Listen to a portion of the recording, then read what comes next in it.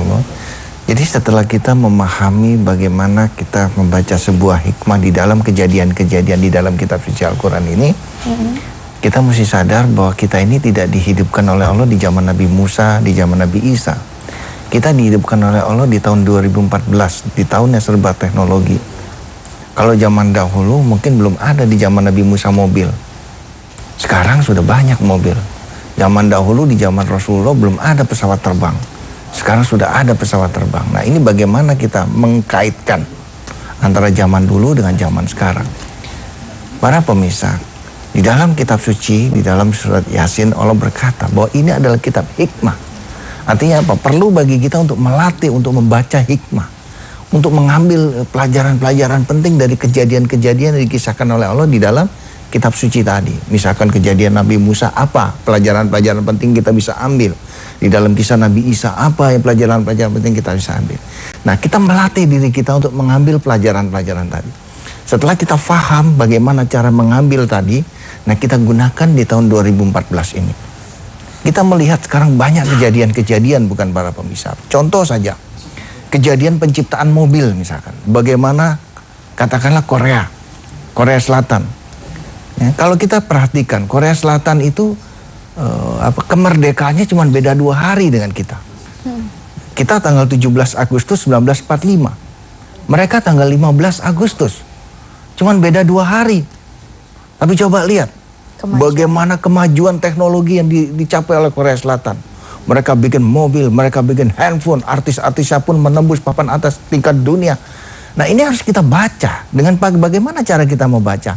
Kita latihan membaca hikmah tadi. Nah, kita ambil bagaimana ini mobil kok bisa dibikin. Kita pelajari hikmah daripada mobil tadi. Kan sekarang coba Pak kita perhatikan. Mohon maaf nih negara kita. Jangankan bikin mobil, bikin sepeda motor aja kita belum bisa. Artinya apa? Artinya kita harus menggalakkan kemampuan kita membaca hikmah tadi, kita gunakan untuk membaca teknologi.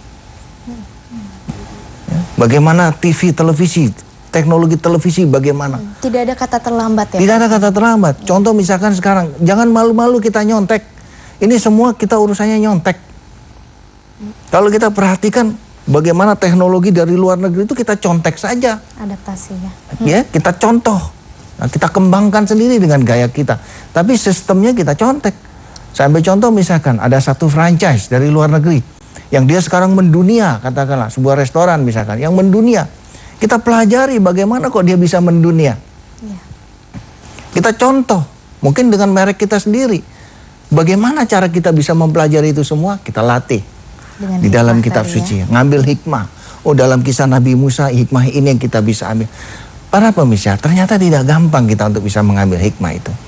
Kembali lagi diperlukan sebuah hati yang bersih. Nah, sebuah hati yang bersih yang kita latih pada saat kita membaca kitab suci tadi, kita gunakan untuk membaca teknologi. Kita gunakan untuk membaca bagaimana kemajuan zaman ini. Kalau ini bisa kita terapkan di dalam kita membaca teknologi. Saya ambil contoh saja, bayangkan saja para pemirsa. Kalau sekarang ini ada satu orang bangsa Indonesia yang bisa menciptakan mobil. Luar biasa. Subhanallah. Hidupnya bermanfaat bagi seluruh Indonesia. Allah berkata di dalam kitab suci, sebaik-baik manusia adalah manusia yang dalam hidupnya banyak bermanfaat bagi orang lain. Ya. Bayangkan kalau saat ini ada satu manusia Indonesia yang berhasil menciptakan mobil. Dia akan mempekerjakan ribuan orang di negeri ini. Betul. Dia akan mendatangkan devisa yang luar biasa di negeri ini. Nah, ini yang dimaksud dengan kemampuan hikmah. Ya. Jadi bukan terus kemudian kita pakai untuk hal yang lain. Ingat, kitab suci Al-Quran ini bukan kitab dongeng. Bukan tempat kita belajar bahasa. Bukan kita melatih suara, bukan. Ini adalah kitab hikmah dan kitab petunjuk. Untuk kita pakai di kehidupan yang sekarang. Baik. Ya. Mudah-mudahan ini bisa menjadi ilustrasi bagi kita bersama. Setiap kita membaca kitab suci Al-Quran, kita diingatkan bahwa kita sedang melatih diri kita untuk kemudian kita bawa di dalam kehidupan yang sekarang, agar supaya kita bisa hidup ini bermanfaat bagi orang lain. Amin. Dan tidak ada jalan lain para pemirsa. Kita harus mau belajar.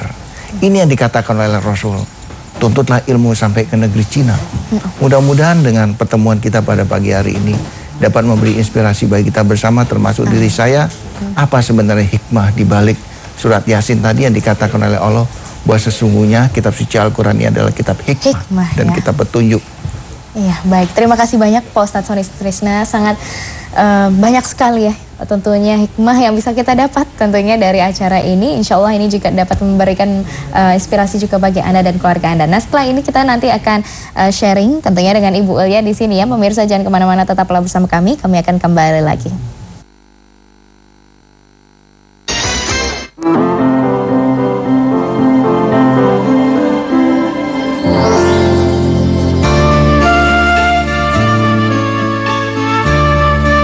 Assalamualaikum warahmatullahi wabarakatuh. Di dalam rangka memberikan kasih sayangnya kepada semua ciptaannya di alam jagat raya ini, maka Allah memberikan dua pilihan, yaitu satu dengan cara pengobatan medis. Nah, ada juga Allah memberikan jalur alternatif lain, yaitu pengobatan dengan logika ilahi. Nah, di kedua buku inilah terletak apa dan bagaimana pengobatan Power of Soul dan kenapa kok pengobatan ini memposisikan dirinya pada logika ilahi atau kekuatan doa. Bersyukur bahwa saya telah bertemu dengan salah satu pengobatan dan sampai sekarang saya alhamdulillah dalam keadaan sehat. Terima kasih banyak kepada Ustadz Soni yang telah memberikan pengobatan kami. Wassalamualaikum warahmatullahi wabarakatuh.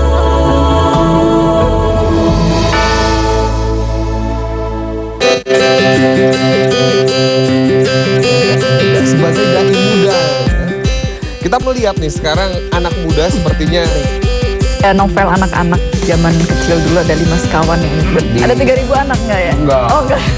Kekerasan yang dialami oleh anak-anak di dalam rumah. Pulang malam karena macet sampai jam 10 udah capek nggak kumpul ngapa-ngapain lagi boro-boro katanya mau ke gym. Dia udah 10 juta tetap aja. Kok kayaknya kurang aja.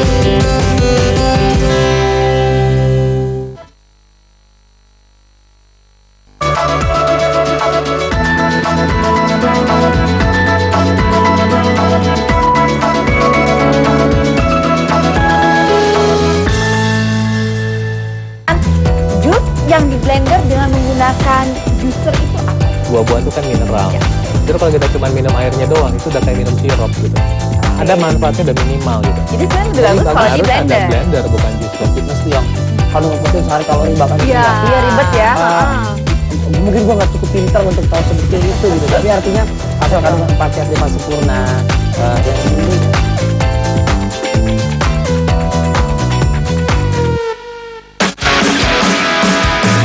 Apakah kamu sudah mantap dengan karir pilihan kamu atau masih mencari-cari? Mau jadi dokter, penyanyi, atau jurnalis? Nah, kalau kamu ingin meraih impian kamu, tonton dulu acara ini. Saksikan VOA Career Day hanya di JAK TV.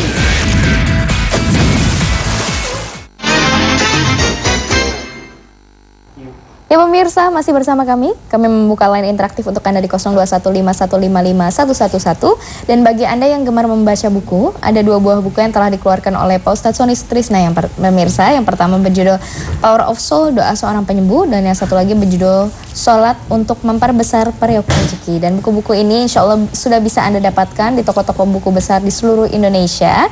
Dan barangkali Anda ingin mendapatkan mungkin lebih cepatnya ya, bisa langsung telepon call centernya di Terapi Kalbu di 0218582229 atau di 0218500413. Baik, nah tadi kita sudah mendengarkan tentunya banyak sekali manfaat dari hikmah. Seperti biasa karena ada antar pasien di sini, tentunya sudah mendapatkan hikmah juga ya dari Terapi Kalbu. Mungkin kita bisa sharing nih dengan Ibu Ulia di sini. Ibu tadi bagian payudara ya, ada benjolan. Nah mungkin bisa diceritakan awal mulanya Ibu, gimana gejala-gejalanya yang dirasakan sama kapan timbulnya itu? Itu 1 tahun yang lalu.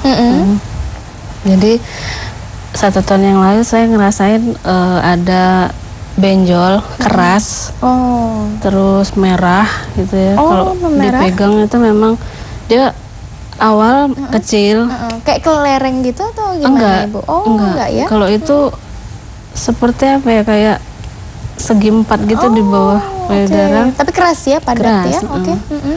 Keras, merah, terus memang sakit ya. Terus setiap bertambah hari itu semakin besar? Cepat besarnya gitu kan. Waktu itu saya beberapa minggu tuh nahan ya, nahan sakit. Tapi lama-lama kok Udah ini nggak nyaman, udah makin semakin nggak nggak nyaman, bisa ya? ditahan lagi. Ya saya ke rumah sakit, ke dokter, dokter spesialis. Lalu Dokter nyarankan, divonis? wah ini terlalu besar, kata dia. Ini udah diameternya mungkin ini sudah terlalu besar, Bu. Ini harus di operasi gitu ya, biopsi, tindakan ya. ha-ha. Oke, baik. operasi kecil, terus diambil sedikit jaringan di payudaranya. Setelah itu udah selesai. Tapi yang saya nggak ini, dokternya memberi hasil itu nggak pasti gitu.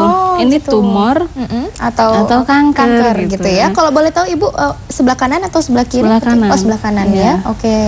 Makanan, kata dokter sih harus, wah ini harus beberapa kali lagi biopsi, katanya gitu harus kan. dicek lagi terus menerus ya. Bu, Iya, ya? saya juga, Kok waduh, makin ya? kok nggak ada Gitu ya. kepastian gitu Iya, kan. Terus saya juga harus minum obat selama 6 bulan untuk mengurangi rasa sakit itu. Jadi selama itu rasa sakit itu masih ada, nggak menyembuhkan. Tapi karena gitu. tidak terdeteksi ya, jadi Iya, semakin saya bingung was-was kan, ya Ibu ya. ini kanker atau tumor atau gimana gitu. Akhirnya saya coba pengobatan selain dokter, coba herbal juga, ya segala macam ya. Sudah kemana-mana ya. Iya. Ibu ya.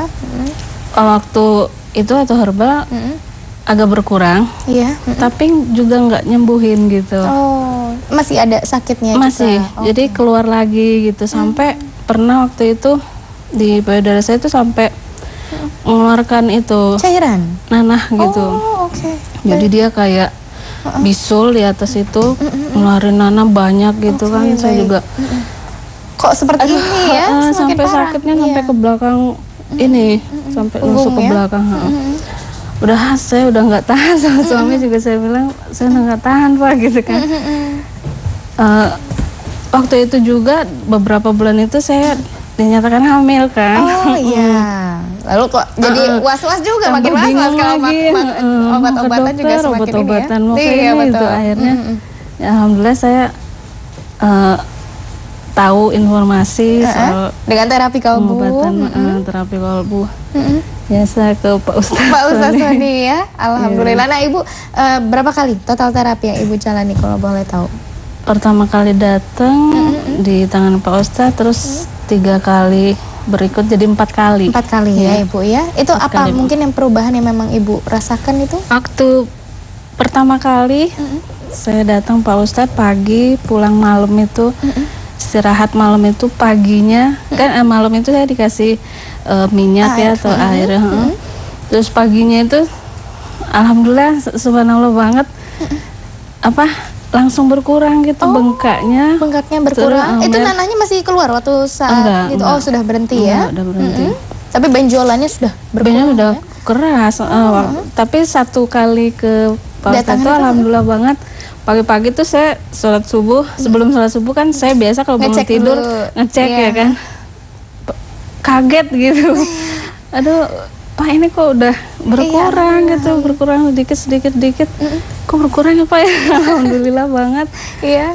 Akhirnya ya Kemudian datang lagi ya tambah, semakin membaik ya, sampai alhamdulillah. sekarang. Nah itu pemirsa, barangkali Anda di rumah mengidap penyakit yang sama ya dengan Ibu Ulia di sini, tentunya udah tidak nyaman, ditambah lagi tadi diagnosanya tidak pasti, itu yang menjadikan kita semakin terpikiran ya, jadi stres juga itu dampaknya akhirnya ya. Jadi mungkin bagi Anda yang memiliki hal serupa dengan Ibu Ulia, insya Allah bisa Anda temukan solusinya di terapi kalbu ya, karena alhamdulillah Ibu Ulia di sini juga memberikan petunjuk juga ya bagi pemirsa di rumah ya, yang tentunya tadi sudah kesana kemari ya, karena Ibu tidak hanya 1-2 tempat aja ya, tapi banyak tadi ya disebutkan juga ya. Nah alhamdulillah di terapi kalbu ini mendapatkan hasil yang alhamdulillah maksimal. Nah sekarang ini gimana kondisinya Ibu sendiri? Sama sekali nggak ada benjol, merah nggak ada, sakit juga nggak ada. Tidak ada ya Ibu Alhamdulillah. ya. Total 4 kali tadi ya 4 kali. di terapi ya. Nah, pernah mengecek kembali untuk memastikannya apakah masih ada di dalam payudara, masih ada? Belum benjol? ya. Belum. Tapi Sudah merasakan dengan kondisi fisik soalnya ya Ibu ya. Tidak ada sakit sama sekali ya nggak Ibu ada ya. sakit sama sekali. Alhamdulillah. Baik. Mungkin kita akan buka telepon terlebih dahulu. Halo, assalamualaikum. Selamat pagi. Halo, assalamualaikum. Iya. Waalaikumsalam, dari siapa di mana? Dari Eli di Tangerang. Silakan, Ibu Eli di Tangerang, apa keluhannya Ibu? Ini saya tuh ada benjolan gitu di ketiak, terus udah mulai agak sakit-sakit di payudara gitu. Oh, sudah mulai ke payudara ya? Oh, terus psikosomatis juga. Sebenarnya udah berapa bulan ya? Udah 7 bulan ini. Jadi psikosomatis iya, terus benjolan iya gitu. Benjolan jadi ya? Baik, ini apa di situ bisa ditangani gitu? Iya. Baik, ada yang ingin ditambahkan? Mungkin sudah cukup? Ya, baik, terima kasih ya. Terus kondisinya juga sekarang tuh lagi hamil, jadi gitu ya? Sama itu ya, mungkin dari Ibu ya tadinya ya? jadi cemas apa gitu. Iya. Baik, jangan sampai stres dulu ya Ibu ya. Ditunggu dulu sebentar, nanti akan kami jawab setelah jeda pariwara berikut ini ya. Tetaplah bersama kami akan kembali lagi.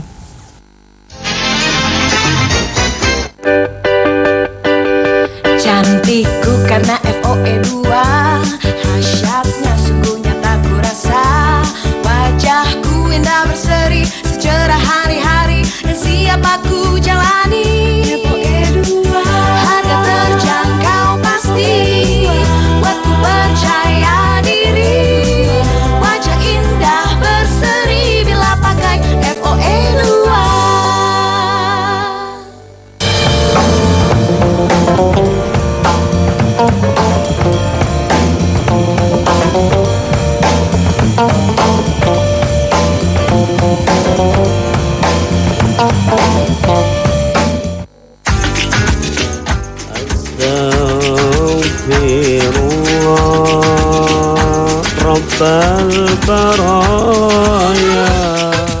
Sesuatu dalam kehidupan kita sudah diatur oleh Allah dalam Al-Quran. Yang paling tahu spare part manusia adalah Allah yang menciptakan kita. Inna Allaha wa malaikatahu yusalluna 'alan nabi. Dari Pondok Aren langsung ke Bali Matraman, bukan hanya keren pun hatinya beriman. Dikerjakan mendapatkan pahala, tidak dikerjakan melakukan dosa ya. Yang haram berarti segala sesuatu yang harus dijauhkan supaya terhindar dari dosa. Untuk puasa Senin Kamis tuh aku lebih ditingkatkan sama puasa Daud. Jangan kemana-mana ya. Nonton pergi lagi pas saya ikut Bapak konten pergi. Pokoknya bareng nyonya ke luar negeri. Artinya hanya di suara negeri. Gua seperti ini dibuat untuk rumah Loma Skywalker yang terkenal. Nama Danau Tengkorak mungkin agak menyeramkan ya. Jika cerita yang berkembang tentang pulau ini berbau mistik dan tahayul. Gimana detail ceritanya, langsung aja kita lihat sama-sama. Harga untuk mendapatkan babysitter atau nanny berkualitas sangatlah tinggi. Harlem Shake, video yang menjadi sangat terkenal di situs YouTube. Siapin banyak banget berita-berita yang unik, yang menarik, dan juga yang luar biasa keren banget buat kamu. Berikan aku 10 laki-laki nasionalis, akan aku hancurkan dunia ini. Tapi berikan aku 7 laki-laki alay, aku akan bentuk boyband. Kalau pemimpin zaman dulu itu berjuang sampai masuk penjara, baru memakai dasi dan jas. Kalau pimpinan sekarang pakai jas dan dasi dulu, baru pada masuk penjara. Hidup bagaikan dulu. Kan objek tontonan, Anda harus kritis. Kalau udah kritis kita bawa ke rumah sakit. Bung Jamil, saya prihatin. Loh, kamu ini Ainut Batugana atau prihatin? Pak, kita sudah tahu pemimpin karisma itu adalah Mara Karma. Kalau Soneta, Roma Irama. Sudah tahu.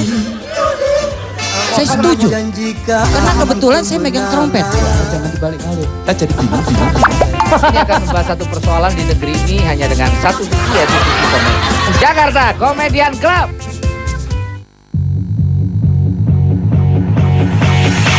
Assalamualaikum warahmatullahi wabarakatuh. Selamat sore Forumers. Kembali lagi di Info Seru Maniak Bola, Forum Bola. Menurut kalian gimana nih tim kesayangannya?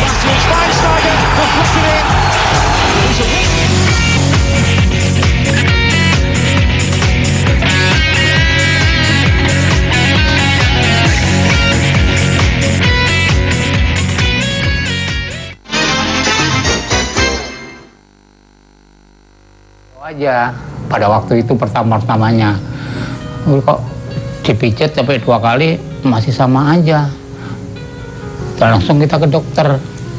Begitu dokter bilang, wah itu cek darah, cek laboratorium, dia bilang begitu. Begitu dilihat, wah ginjalnya rusak, dia bilang begitu. 4,7 sudah di ambang batas sudah. Sedikit lagi mesti harus cuci darah. Itu udah nggak bisa jalan saya udah. Kira-kira jam 2 bener datang sini. Gila kurang lebih 3 kali datang lah. 1 bulan itu 3 kali datang. Saya tidurnya ya tenang, makan juga udah bisa enak. Cek lagi darah lagi.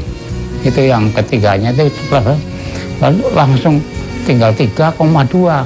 Kelimanya cek lagi darah turun lagi. Jadi 2,1. Dokter heran lagi, lebih heran lagi, cepat amat ini. Sebetulnya kalau pemulihan lebih lama ya. Ya memang ini atas anjuran dokter juga, dia bilang gitu aja. Cuman saya nggak bilang kalau pemulihan cepat kesini, nggak bilang saya, nggak aja dari medis saja gitu tahunya.